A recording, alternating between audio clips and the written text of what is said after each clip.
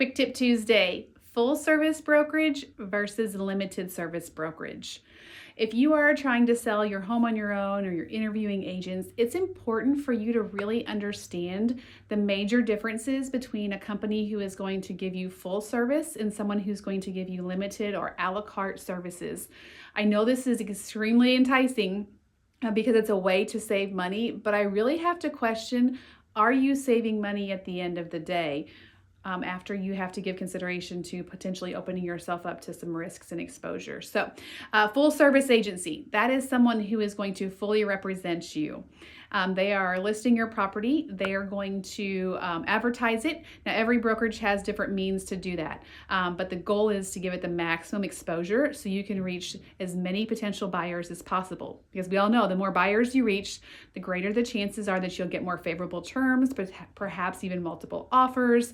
And you'll know for sure then that you've received the best offer because you've had such great exposure that you know every potential buyer has likely already seen it. Additionally, you're going to get in your representation in a full service agency is the actual factor of representation. And I don't know that many people who haven't bought or sold real estate really fully understand that aspect. So representation is that agent is working for you. They are advising you. They are helping you through the transaction and guiding you. There are some key things that occur during a transaction that can be really huge and then also expose you to some risk and additional cost. Along those lines, they keep your information confidential. So whatever you're telling them, they're not going and sharing with the buyer. Of course, they have to disclose any material defects, which is a state requirement. But they are giving you like all of their services, right? And they're helping you to the highest capacity. A limited service brokerage is someone who is giving you exactly what it says, limited services. So that could be merely just putting it in the MLS for a flat fee. That could be giving you just a little bit more guidance for an additional fee. So they're structured, various different ways.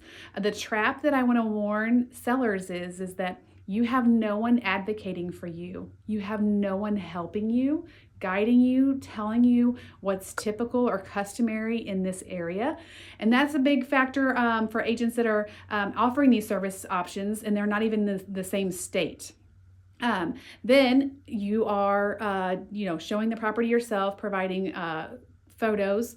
There is no sign. What sign are you putting up, right? And so it's hard for them buyers to even drive by and see the property or stumble across it if they weren't on the MLS looking or on the internet looking. Then you may not have any guidance. So you're negotiating directly with that other agent. Could be a great scenario if you're really, really experienced. If you're not, there are a lot of questions that are left open and unanswered, and you're going through this with no one there to help you on the legal end of things. So it also puts a little bit pressure on the buyer's agent. So if you're choosing a limited service agency, there is a lot more work for that buyer's agent to be doing to help that buyer. And that can be frustrating, when you're waiting on another agent who may have set office hours and they only work maybe Monday through Friday. They aren't available on weekends or evenings, and you get an offer and you want to accept it, and now you're hung up. What do you do? So if you want to talk about the different types of agency and what the benefits are and some of the red flags I've seen or just situations that I've experienced, don't hesitate to call, text, message, comment below, or stop by and see me. I'm happy to help and guide you through making a decision that best suits you and your sale. Talk to you soon.